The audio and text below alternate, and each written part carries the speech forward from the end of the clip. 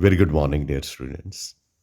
हम last video तक D block के बारे में पढ़ रहे थे और उसमें डी ब्लॉक की इंट्रोडक्शन जब मैंने फर्स्ट लेक्चर में दी थी तो मैंने बताया था कि जो एफ ब्लॉक एलिमेंट्स होते हैं वो उनको main body of periodic table में जगह नहीं मिलती, तो उनको हम लेंथेनॉइड और एक्टेनॉइड सीरीज़ के तौर पे मेन बॉडी के नीचे रखते हैं, पीरियोडिक टेबल की मेन बॉडी के नीचे रखते हैं। और एफ ब्लॉक एलिमेंट में दो सीरीज़ होती हैं। एक लेंथेनॉइड सीरीज़ होती है जिसमें 4f ऑर्बिटल जो है फिल्ड होता है, और एक एक्टेनॉइड सीरीज़ होती है जिसमें 5f ऑर्बिटल फिल्ड होता है। ठीक है, तो हम इनकी केमिकल एक्टिविटीज़ वगैरह के बारे में पढ़ेंगे। लेंथेनॉइड सीरीज़ जो है उसको आप जनरल सिंबल एल एन के साथ लिख लें तो ज़्यादा अच्छा है।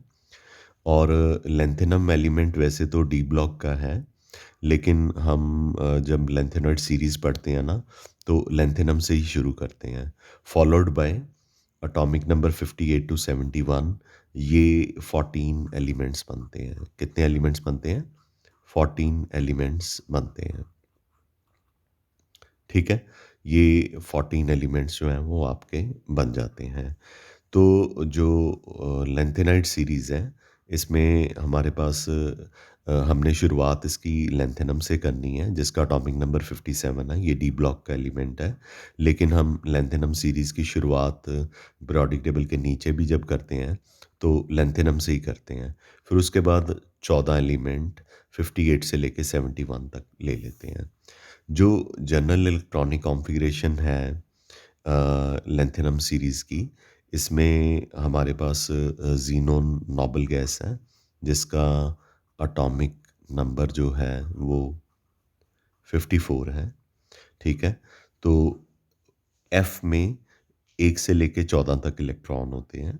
ठीक है, और डी में इलेक्ट्रॉन होते हैं जब कॉन्फ़िगरेशन एक्सेप्शनल होती है, और एस में 2 इलेक्ट्रॉन होते हैं। एफ में 1 से 14 तक। डी में अगर 4f है तो डी 5 होगा, 6s होगा।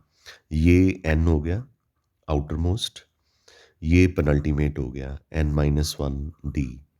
और ये जो 4f है n-2 एफ, ये एंटी पेनल्टीमेट होता है। मतलब जो आउटर मोस्ट होता है उसको n लिख दिया, जो उसके अंदर होता है उसे पेनल्टीमेट कह देते हैं n-1 डी।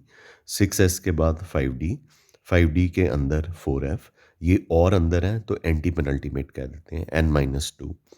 तो n-2 f ऑर्बिटल में 1 से लेके 14 तक इलेक्ट्रॉन होते हैं, और d में 0 से लेके 1 तक इलेक्ट्रॉन होता है, और 6s में 2 इलेक्ट्रॉन प्रेजेंट होते हैं। लेंथेनम की बात करते हैं।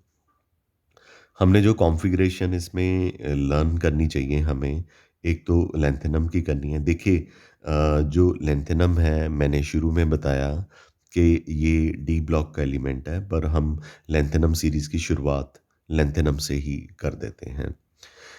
इसकी कॉन्फ़िगरेशन, इसका एटॉमिक नंबर ये Z लिखा हुआ है, 57 है। 54 तो ज़ेनॉन के ही हो गए, तो फिर 5d में 1 इलेक्ट्रॉन है और 6s में 2 इलेक्ट्रॉन है। f में कोई इलेक्ट्रॉन क्यों नहीं है? क्योंकि ये f ब्लॉक को बिलॉन्ग ही नहीं करता बेसिकली। बस ये है कि आजकल लेंथेनम सीरीज़ को लेंथेनम से ही शुरू किया जाता है। उसके बाद जो एक्सेप्शनल कॉन्फ़िगरेशन है, मैं उनके बारे में बात करूँगा। ये नॉर्मल है। सीरियम की कॉन्फ़िगरेशन, प्रेसोडायनियम की, नियोडायमियम की, प्रोमीथियम की, सेमेरेनियम की, तो साथ में लेंथेनम के अलावा, मतलब लेंथेनम इन जनरल सबका नाम रख दिया है। तो उनमें से 2 इलेक्ट्रॉन निकालने के बाद क्या बचता है? तो 3 इलेक्ट्रॉन निकालने के बाद, 4 इलेक्ट्रॉन निकालने के बाद, हम एक एग्ज़ाम्पल ले लेते हैं। जैसे ये है कॉन्फ़िगरेशन प्रेसियोडायमियम की। इसका एटॉमिक नंबर 59 है, तो इसके 4f में 3 इलेक्ट्रॉन है, 6d में 0 है, 6s में 2 है। तो आपने 2 इलेक्ट्रॉन निकालने हैं बच्चा, तो 2 इलेक्ट्रॉन सबसे पहले किस में से निकालेंगे? 6s में से, आउटर मोस्ट से। तो d तो 0 ही हो गया, तो फिर 4f में कितने इलेक्ट्रॉन हो गए? 3। अब एक और इलेक्ट्रॉन निकालना है तो 4f2 हो गया, और इलेक्ट्रॉन निकालना है लेंथेनम 4 प्लस बन जाएगा 4f1 हो गया। ये अभी मैंने एक्सेप्शनल कॉन्फ़िगरेशन नहीं बताई, मैं अब आपको एक्सेप्शनल कॉन्फ़िगरेशन के बारे में बताऊँगा, जो आपको व्होल हार्टेडली लर्न करनी है, और हाफ फ़िल्ड कॉन्फ़िगरेशन के बारे में बताऊँगा। एक आपने यूरोपियम की कॉन्फ़िगरेशन याद करनी है, इसका एटॉमिक नंबर 63 है, इसके 4f में 7 इलेक्ट्रॉन है, मतलब ये हाफ फ़िल्ड ऑर्बिटल है, ठीक है? उसके बाद 64 एटॉमिक नंबर जो है गैडोलिनियम है। 63 और 64 की कॉन्फ़िगरेशन को कंपेयर कीजिए। 63 में 5d 0 है और 64 में 5d 1 है। यानी इसको भी उन्होंने हाफ फ़िल्ड ही रखा और एक इलेक्ट्रॉन जो है वो d में शिफ्ट कर दिया, ताकि ये हाफ फ़िल्ड कॉन्फ़िगरेशन ही रहे। तो ये एक्सेप्शनल कॉन्फ़िगरेशन होगी। ये मैं 3 स्टार लगा रहा हूँ। ये आपने लर्न करनी है। ठीक है? इसी तरह से यट्रिबियम की कॉन्फ़िगरेशन में 4f में 14 इलेक्ट्रॉन है, फुली फ़िल्ड ऑर्बिटल है, और 5d में 0 है। 5d नॉर्मली 0 होता है, आप देख लीजिए। 0, 0, 0, 0, 0, 0, 0। तो 1 कहाँ पे आया? जहाँ पे एक्सेप्शनल कॉन्फ़िगरेशन है। तो यहाँ पे मैं 3 स्टार लगा देता हूँ। 5d में एक इलेक्ट्रॉन तब आएगा जब ये क्या होगी? Exceptional configuration. एक्सेप्शनल ऐसे है कि जो लुटेटियम है, इसका एटॉमिक नंबर 71 है। तो अगर हम 4f14 लिखते हैं, 6s2 लिखते हैं, तो ये जो इलेक्ट्रॉन का नंबर है 70 बनता है, 70 बनता है। तो एक इलेक्ट्रॉन फिर किस में जाएगा? वो 5d में ही जाएगा। अच्छा, इसमें एक चीज़, प्रोमीथियम, ठीक है? प्रोमीथियम, जिसका एटॉमिक नंबर 61 है। प्रोमीथियम का एटॉमिक नंबर जो है 61 है। ये man made radio active lanthanide है। ठीक? अब हम सबसे इम्पोर्टेंट चीज़ इसमें पढ़ने जा रहे हैं लैंथेनाइट कंट्रैक्शन के बारे में। तो ये जो सीरीज़ है लैंथेनम से शुरू होती है और लुटेटियम तक जाती है। कौन सी सीरीज़? 4f सीरीज़, ठीक है? 4f सीरीज़ जो है, यानी फर्स्ट इनर ट्रांजिशन सीरीज़ जो है, लैंथेनम से शुरू होती है, लुटेटियम तक जाती है। तो ये आयनिक फॉर्म में बताया हुआ है। तो एटॉमिक नंबर 57 से लेके 71 तक आप जाएँगे, लैंथेनम 3 प्लस से लेके लुटेटियम 3 प्लस तक जाएँगे, तो इनके न्यूक्लियर चार्ज जो हैं 57, 58, 59, 60, 61, 62, 63, 64, 71 तक जाएँगे, तो न्यूक्लियर चार्ज क्या करेगा? लेफ्ट टू राइट इंक्रीज़ करेगा। जब न्यूक्लियर चार्ज इंक्रीज करेगा तो एटॉमिक साइज क्या करेगा, या आयनिक साइज क्या करेगा? डिक्रीज करेगा। तो ये जो रेगुलर न्यूक्लियर चार्ज में इंक्रीज आ रहा है, तो एटॉमिक और आयनिक साइज जो है वो इंक्रीजिंग न्यूक्लियर चार्ज के साथ उनका जो साइज है लेफ्ट टू राइट जाते हुए फर्स्ट इनर ट्रांजिशन सीरीज में या लेंथेनाइड सीरीज में डिक्रीज कर जाएगा, और इसको हम क्या कहते हैं? लेंथेनाइड कंट्रैक्शन कहते हैं। ये लेंथेनम है, इस तरफ एटॉमिक नंबर इंक्रीज कर रहे हैं और इस तरफ साइज इंक्रीज कर रहा है, और इस तरफ साइज जो है वो क्या कर रहा है? डिक्रीज कर रहा है। लेंथेनम 3 प्लस, सीरियम 3 प्लस, ये 3 प्लस की फॉर्म में लिए हुए हैं। तो ये इनके एटॉमिक साइज जो है वो क्या कर रहे हैं? डिक्रीज कर रहे हैं, या आयनिक साइज जो है वो डिक्रीज कर रहे हैं। इस फिनोमेना को हम क्या कहते हैं? लेंथेनाइड कंट्रैक्शन कहते हैं। लेंथेनाइड कंट्रैक्शन का कारण क्या है? लेंथेनाइड कंट्रैक्शन का कारण ये है कि सिंपल मैं आपको बता चुका हूँ। जब हम लेंथेनम सीरीज़ में लेफ़्ट टू राइट जाते हैं, तो एटॉमिक नंबर इंक्रीज़ करता है, न्यूक्लियर चार्ज इंक्रीज़ करता है, तो जो न्यूक्लियस है वो इलेक्ट्रॉन को अपनी तरफ इफ़ेक्टिवली अट्रैक्ट करता है, और moreover F orbital fill हो रहा होता है, जो कि बहुत ही कम्प्लेक्स होता है, पर वो शील्डिंग नहीं क्रिएट करता, इम्परफेक्ट शील्डिंग क्रिएट करता है। इम्परफेक्ट शील्डिंग क्रिएट करने की वजह से जो न्यूक्लियस है वो इलेक्ट्रॉन को अपनी तरफ इफ़ेक्टिवली अट्रैक्ट कर लेता है, क्योंकि जो एफ ऑर्बिटल की है वो शेप ही इस तरह से होती है कि वो शील्डिंग नहीं प्रोवाइड कर पाते वैलेंस इलेक्ट्रॉन और न्यूक्लियस के बीच में। तो इसका मतलब कि न्यूक्लियस जो है वैलेंस इलेक्ट्रॉन को अपनी तरफ इफ़ेक्टिवली अट्रैक्ट करेगा। तो अट्रैक्ट करेगा तो साइज़ जो है लैंथेनाइड सीरीज़ का वो क्या करेगा, डिक्रीज़ करेगा। तो इसी को हम लैंथेनाइड कंट्रैक्शन कहते हैं, यही इसका काज़ है। और इसमें 14 एलिमेंट होते हैं सीरियम से लेके लुटेटियम तक। हालाँकि हम लैंथेनम को भी साथ में रखते हैं, लेकिन यहाँ पे ये बताने जा रहा हूँ कि सीरियम से लुटेटियम तक जो साइज़ डिक्रीज़ करता है, इसमें 14 एलिमेंट हैं, और जो साइज़ डिक्रीज़ करता है 14 एलिमेंट का, वो सिर्फ़ 11 पाइकोमीटर डिक्रीज़ करता है। मतलब साइज़ बहुत ही कम डिक्रीज़ करता है। जैसे सीरियम का साइज़ जो है या लैंथेनम का जो साइज़ है 183 पिकोमीटर है, और लुटेटियम का 172 पिकोमीटर है। सिर्फ़ 11 पिकोमीटर, यानी कि आप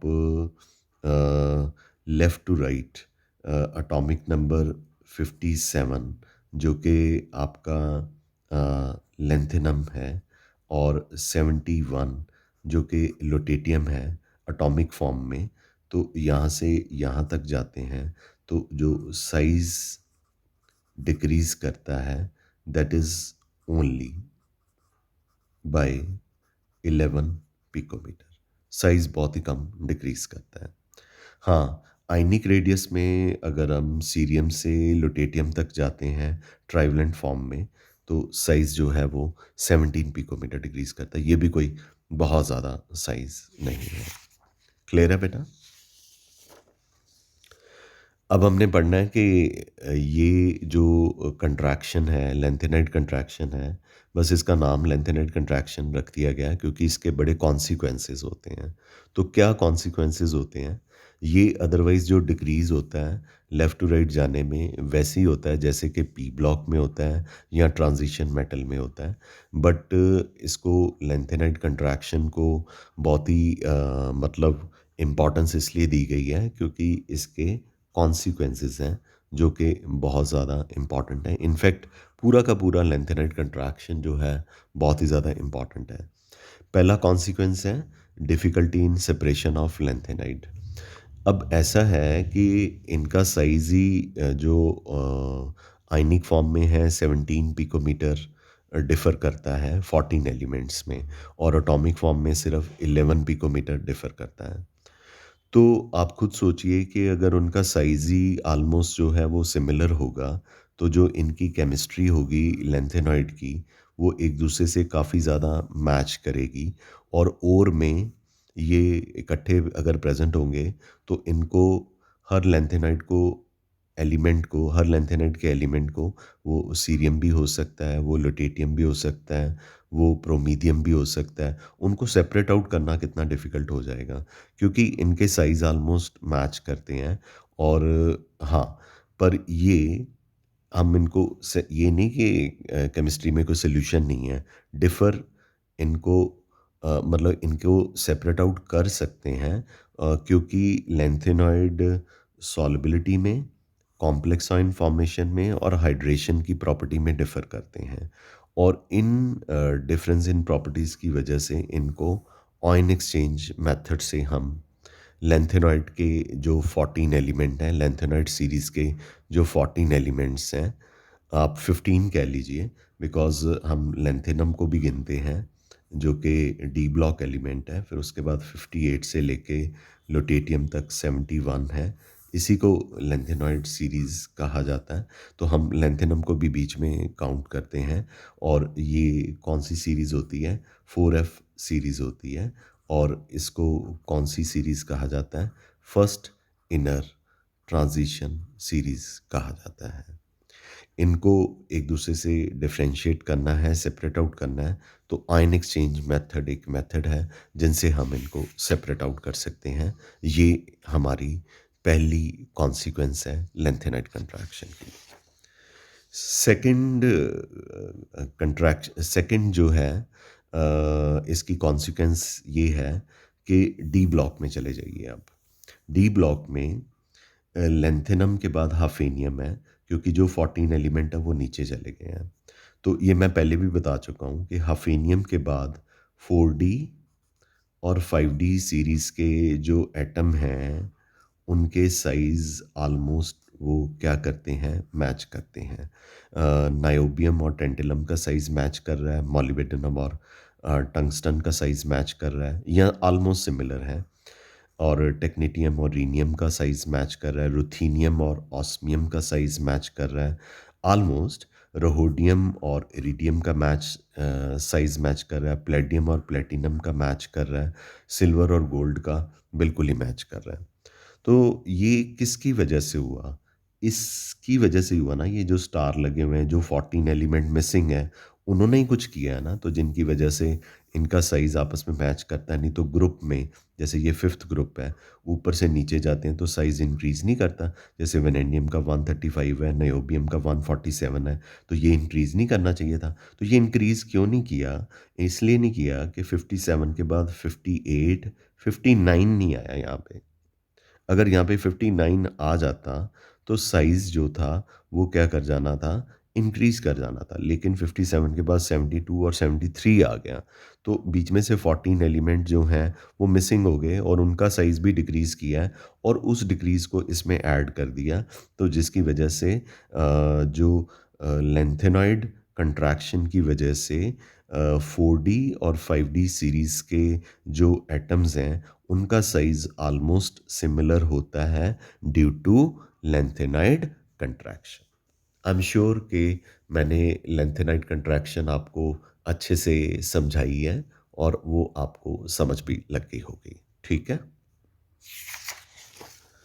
आगे अ, हमने जो बहुत इम्पोर्टेंट चीज़ बात करनी है, थर्ड इफ़ेक्ट है इसका, जो कि बेसिक स्ट्रेंथ ऑफ हाइड्रोक्साइड पे इनका इफ़ेक्ट बताना है हमने।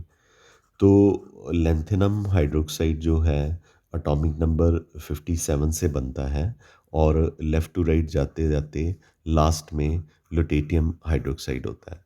तो आपने मुझे बताना है कि लेफ़्ट टू राइट जाते हुए बेसिक स्ट्रेंथ जो है वो क्या करेगी? बेसिक स्ट्रेंथ जो है वो डिक्रीज़ करती है। क्यों डिक्रीज़ करती है? क्योंकि एटॉमिक साइज़ जो है वो क्या करता है? डिक्रीज़ करता है। एटॉमिक साइज़ डिक्रीज़ करता है, बेसिक स्ट्रेंथ डिक्रीज़ करती है, तो कोवलेंट करैक्टर जो है वो क्या करता है? इंक्रीज़ करता है। जब कोवलेंट करैक्टर इंक्रीज़ करता है, तो एसिडिक करैक्टर जो है वो भी क्या करता है? इंक्रीज़ करता है। इसलिए लैंथेनम हाइड्रोक्साइड जो है is more basic, and lutetium hydroxide is least basic. Got it? I'm sure मैंने lengthenite contraction आपको अच्छे से कराई है और आपको ये अच्छे से क्लियर हो गई होगी। ठीक है बेटा? आगे चलें? आगे चलते हैं। एक नोट है, यट्रियम जिसका एटॉमिक नंबर 39 है, ये लैंथेनॉइड नहीं है, पर ये लैंथेनाइड की तरह बिहेव करता है। इसके ट्राइवेलेंट कटायन का साइज़ 88.9 पिकोमीटर है, जो कि एटॉमिक नंबर 67 लैंथेनम सीरीज़ के हलोनियम और लैंथेनम सीरीज़ के अरीबियम 88 पिकोमीटर के साथ मैच करता है। तो इतनी ज़्यादा इनके साइज़ में सिमिलैरिटी है, यट्रियम जिसका एटॉमिक नंबर 39 है, इसकी जो सिमिलैरिटी है हलोनियम और एरिबियम के साथ साइज़ इतना ज़्यादा मैच करता है कि जो ये वाले कुछ हैवी लैंथेनॉइड्स हैं जिनके साइज़ इनसे मैच करते हैं, उनको यट्रियम अर्थ, यस, यट्रियम अर्थ एलिमेंट्स कहा जाता है। और लैंथेनाइड्स को वैसे प्रीवियसली क्या कहा जाता था? रेयर अर्थ एलिमेंट्स भी कहा जाता था। That is it. तो ये था सारा कुछ लैंथेनाइड कंट्रैक्शन के बारे में। आगे ionization enthalpy, left to right जाएंगे तो एटॉमिक साइज इंक्रीज करेगा, न्यूक्लियर चार्ज इंक्रीज करेगा, आयनाइजेशन एनर्जी जो है वो इंक्रीज़ करेगी। लेकिन इनकी आयनाइज़ेशन एनर्जी 600 किलो जूल से लेके 1200 किलो जूल के बीच-बीच में होती है, जो कि काफ़ी ज़्यादा कैल्शियम से मैच करती है। हालाँकि इनकी जो थर्ड आयनाइज़ेशन एंथैल्पी है, मतलब थर्ड इलेक्ट्रॉन निकालना जो है, वो बहुत हायर होती है। पर लैंथेनम, गैडोलिनियम और लुटेटियम की जो है आयनाइज़ेशन एंथैल्पी जो है, वो एक्सेप्शनल कॉन्फ़िगरेशन की वजह से मैंने सबसे पहले शुरुआती कॉन्फ़िगरेशन से की थी, वो लोअर होती है क्योंकि वो अपने इलेक्ट्रॉन लूज़ करके स्टेबल कॉन्फ़िगरेशन में आ जाते हैं, तो उनकी फर्स्ट आयनाइज़ेशन एनर्जी जो है वो बहुत ही कम हो जाती है। ठीक है? तो या तो वो 4f7 को अटेन कर लेते हैं या 4f14 को। लैंथेनम में से 1 इलेक्ट्रॉन निकालो तो वो जो है वो 0 हो जाता है। फिर ऐसे ही आपके पास जो है बाकी एलिमेंट जो हैं गैडोलिनियम और ल्यूटेटियम है, वो अपनी हाफ फ़िल्ड और फुली फ़िल्ड कॉन्फ़िगरेशन को अचीव कर लेते हैं। इलेक्ट्रोपॉजिटिव होते हैं, इनकी ऑक्सीडेशन स्टेट +3 होती है। सीरियम और प्रेसियोडायमियम और नियोडायमियम, टर्बियम और डाइसोप्रोसियम की ऑक्सीडेशन स्टेट +4 फाइंड आउट की गई है और इनके मेटल ऑक्साइड MO2 की फॉर्म में फाइंड आउट किए गए हैं। ठीक है? इसमें इतना ही करना आपने। मैग्नेटिक बिहेवियर, अगर इनके पास अनपेयर्ड इलेक्ट्रॉन होंगे तो डेफिनेटली 4f प्रोग्रेसिवली फेल होता है, तो ये पैरामैग्नेटिज्म शो करेंगे और स्पिन ओनली मैग्नेटिक मोमेंट वाले फार्मूले से, जिसमें हम n+2 bm वाला फार्मूला अप्लाई करते हैं। हाँ, लेंथेनम 3+ के लिए f इज इक्वल टू 0 है, तो ये तो डायमैग्नेटिक हो गया। तो ऐसे ही ल्यूटेटियम 3+ के लिए F में 14 इलेक्ट्रॉन है, तो ये भी डायमैग्नेटिक हो गया। तो ऑब्वियसली जिनमें F में अनपेयर्ड इलेक्ट्रॉन होंगे, वो तो कलर्ड होगा, बाकी जो है वो कलरलेस होंगे। बट सरप्राइजिंगली एक सीरियम है, इसमें 4f में एक इलेक्ट्रॉन है पर ये कलरलेस है।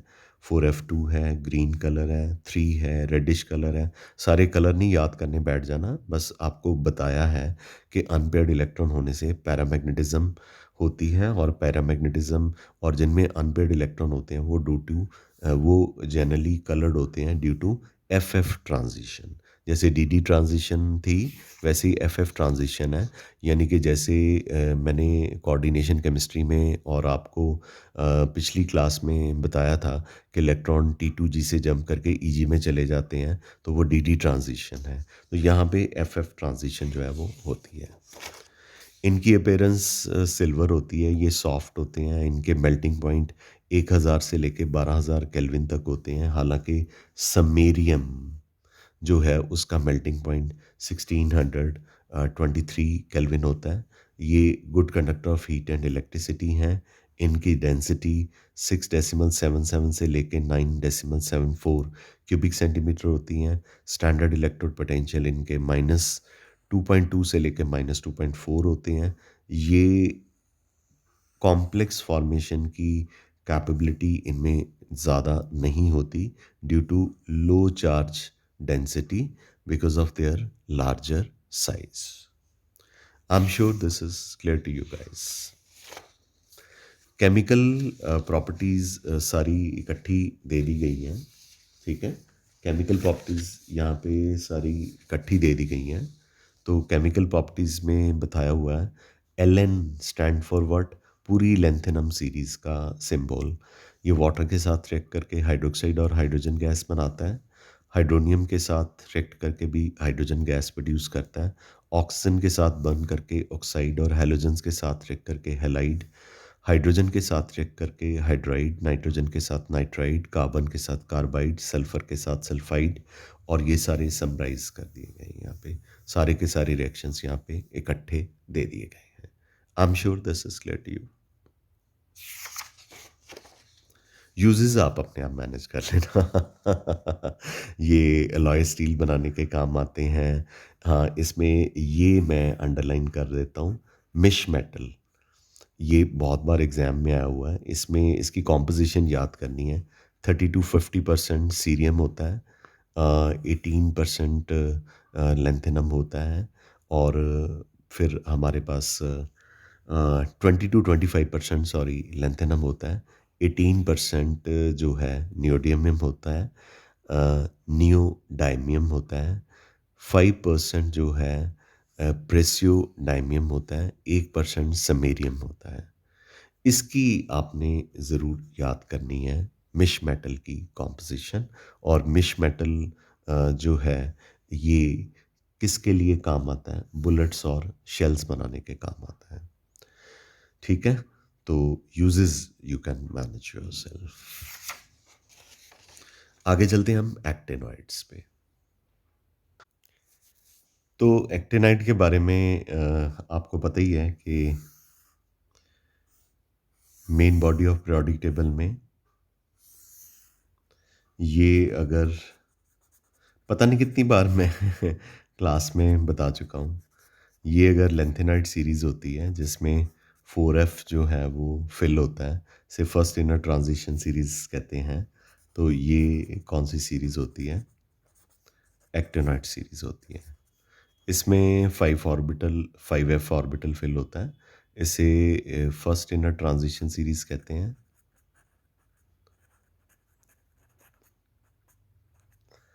और इसे सेकंड इनर ट्रांजिशन सीरीज़ कहते हैं।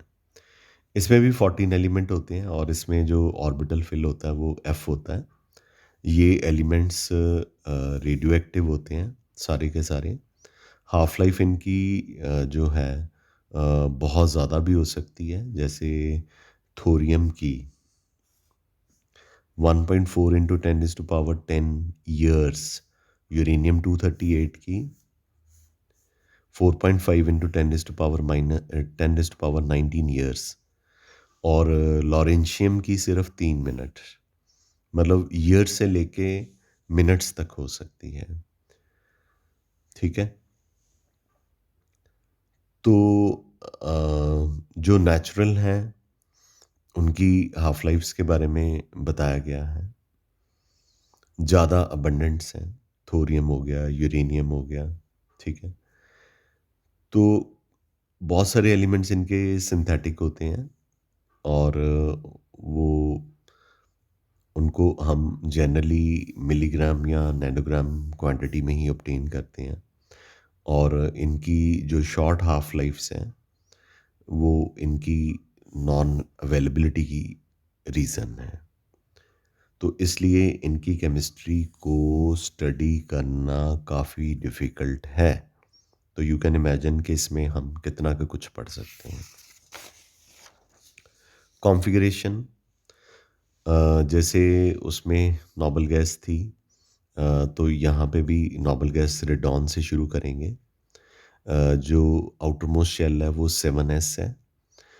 जो पेनल्टीमेट शेल है वो 6d है, उसमें 0 से लेके 1 तक इलेक्ट्रॉन होंगे। और जो एंटी पेनल्टीमेट एफ ऑर्बिटल है 5f है, उसमें 1 से लेके 14 तक इलेक्ट्रॉन होंगे।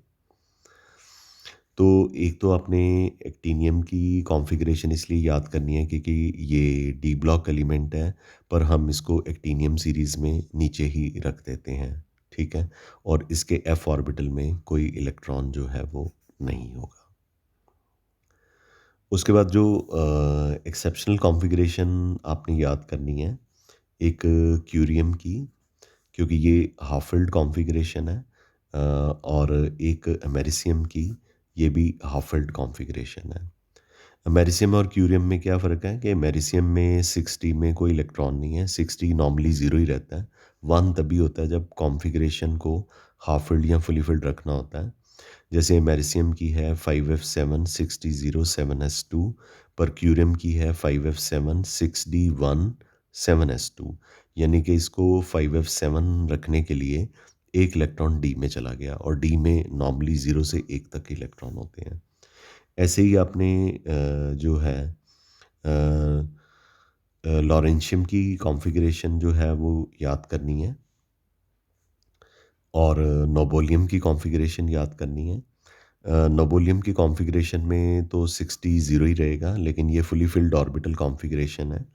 और लॉरेंशियम में 5f14 रखना है, पर 60 में 1 इलेक्ट्रॉन डाल देना है।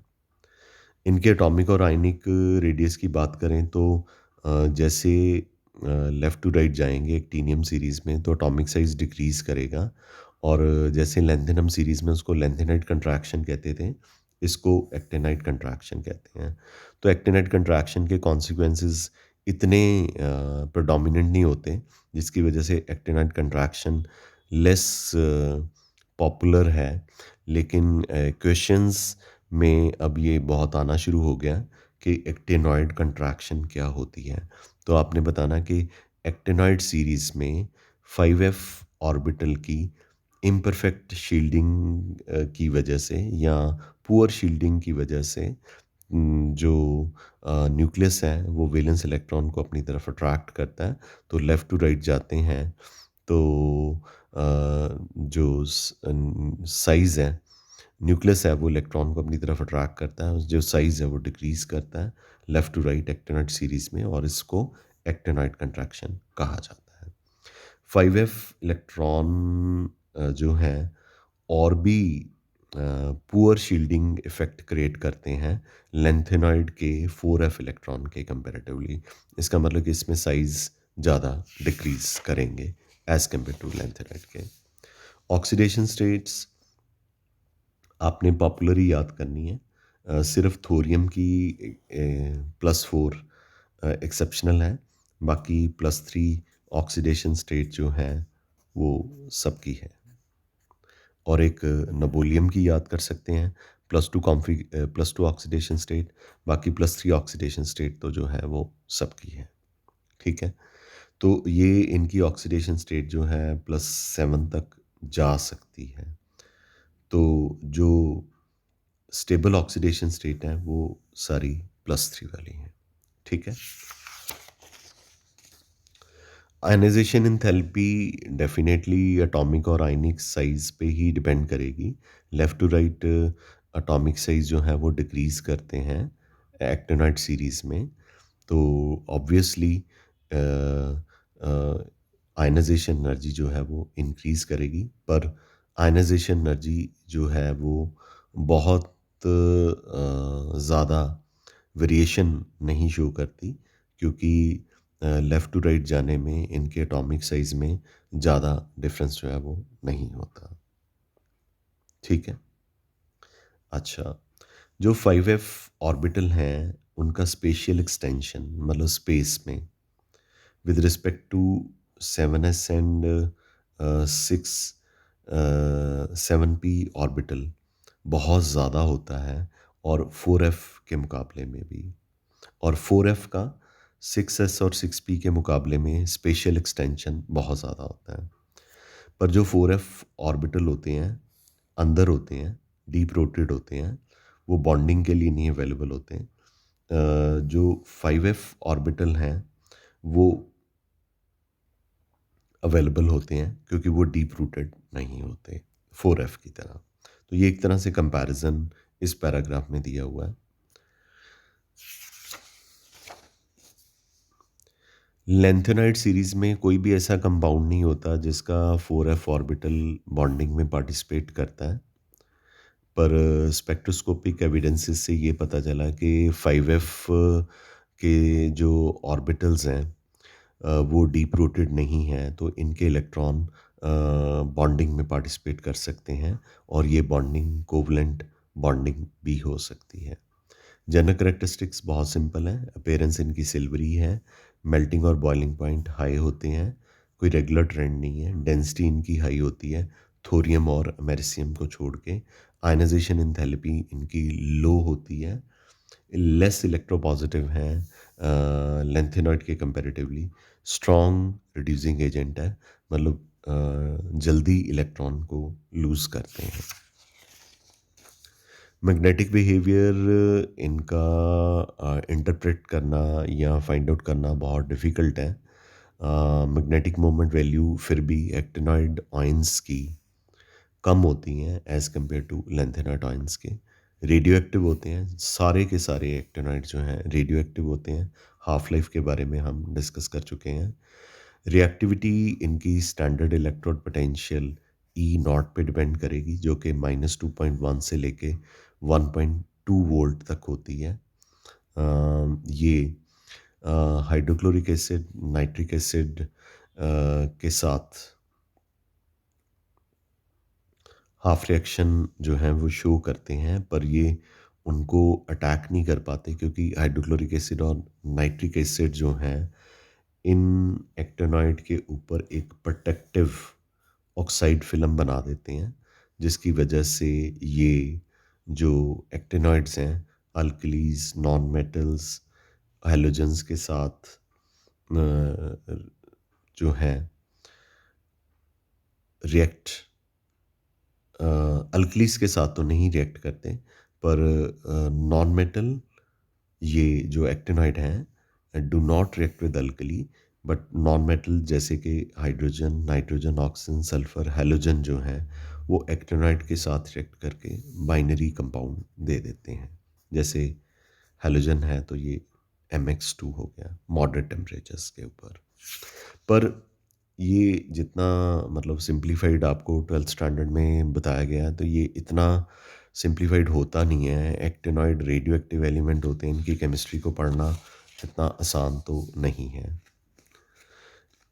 एक्टिनॉइड सीरीज़ का लास्ट एलिमेंट का नाम बताना है, वो लॉरेंशियम है। इसका एटॉमिक नंबर 103 है। इसकी कॉन्फ़िगरेशन एक्सेप्शनल है। इसकी ऑक्सीडेशन स्टेट +3 है, और ये कम्प्लीटली एफ सबशेल होता है। जब ये +3 ऑक्सीडेशन स्टेट में होता है तो 2 इलेक्ट्रॉन यहाँ से, 1 इलेक्ट्रॉन यहाँ से लूज़ कर लेता है, तो ये रेडॉन 5f14 60 0 7s0 हो जाता है, क्योंकि 2 इलेक्ट्रॉन यहाँ से निकल गए, 1 इलेक्ट्रॉन यहाँ से निकल गए। यूजेस: थोरियम एटॉमिक रिएक्टर में यूज़ करता है, कैंसर की ट्रीटमेंट के लिए यूज़ करते हैं। ये न्यूक्लियर मेडिसिन्स वालों को पता है कि कैसे यूज़ कराया जाता है। यूरेनियम न्यूक्लियर फ्यूल के तौर पे यूज़ किया जाता है। प्लूटोनियम जो है एटॉमिक रिएक्टर में और एटॉमिक बॉम्ब्स बनाने के काम आता है। सिमिलैरिटीज़ में दोनों ही +3 ऑक्सीडेशन स्टेट जो है वो शो करते हैं। दोनों इलेक्ट्रोपॉजिटिव हैं, लेंथेनाइड और एक्टिनाइड दोनों इलेक्ट्रोपॉजिटिव हैं और हाईली रिएक्टिव हैं, और दोनों मैग्नेटिक प्रॉपर्टीज शो करते हैं। एक्टिनॉइड जो हैं वो एक्टिनाइड कंट्रैक्शन शो करते हैं, और लेंथेनाइड जो है लेंथेनाइड कंट्रैक्शन शो करते हैं। डिफरेंसेस: लेंथेनाइड +3 के अलावा +2 +4 ऑक्सीडेशन स्टेट शो करते हैं। एक्टिनाइड की कॉमन ऑक्सीडेशन स्टेट तो +3 है, लेकिन +4 +5 +6 +7 भी शो करते हैं। लेंथेनॉइड कलरलेस होते हैं, और एक्टिनॉइड के आयन जो हैं वो कलर्ड होते हैं। ये लेंथेनाइड जो हैं कम्प्लेक्स फॉर्मेशन नहीं बनाते, मतलब कोऑर्डिनेशन केमिस्ट्री के कम्प्लेक्सेस। एक्टिनॉइड जो हैं उनकी टेंडेंसी लेंथेनॉइड के कंपैरेटिवली ज़्यादा है, वैसे कम है। लेंथेनॉइड ज़्यादा बेसिक होते हैं, और सॉरी लेस बेसिक होते हैं, सॉरी लेंथेनॉइड लेस बेसिक होते हैं, और एक्टिनाइड जो है वो ज़्यादा बेसिक होते हैं। लेंथेनॉइड जो हैं ऑक्सो कटाइन नहीं बनाते, मतलब ऑक्सीजन और एक लेंथेनम और उनके ऊपर पॉजिटिव चार्ज नहीं बनाते, जैसे ये है। यूरेनियम का ऑक्सो कटाइन है, प्लूटोनियम का ऑक्सो कटाइन है। प्रोमीथियम को छोड़ के सारे के सारे लेंथेनाइड जो हैं नॉन रेडियो एक्टिव हैं, और एक्टिनाइड सारे के सारे रेडियो एक्टिव हैं। लेंथेनाइड की मैग्नेटिक प्रॉपर्टीज़ को हम इजीली एक्सप्लेन कर सकते हैं, पर एक्टिनाइड की मैग्नेटिक प्रॉपर्टीज़ को हम इजीली एक्सप्लेन नहीं कर पाते, क्योंकि ये बहुत ज़्यादा कम्प्लेक्स होते हैं। आई एम श्योर आपको लेंथेनाइड और एक्टिनाइड के बारे में जो मैंने पढ़ाया अच्छी से समझ लग गया होगा। तो कोई प्रॉब्लम होगी तो आप 6:30 के बाद आप मुझे कनेक्ट कर सकते हैं। जो बच्चे अपनी विश से ऑफलाइन और ऑनलाइन दोनों क्लासेस लगा रहे हैं, मोस्ट वेलकम। जो किसी वजह से ऑफलाइन क्लास नहीं लगाते, वो ऑनलाइन क्लास तो लगा ही सकते हैं। 6:30 पे भी मुझे कॉल कर सकते हैं। 6:30 पे मुझे कॉल करके कोई प्रॉब्लम हो तो आप पूछ सकते हैं। ठीक है बच्चा? तो with this I would like to take your leave. Thank you very much. Have a great day. Love you all.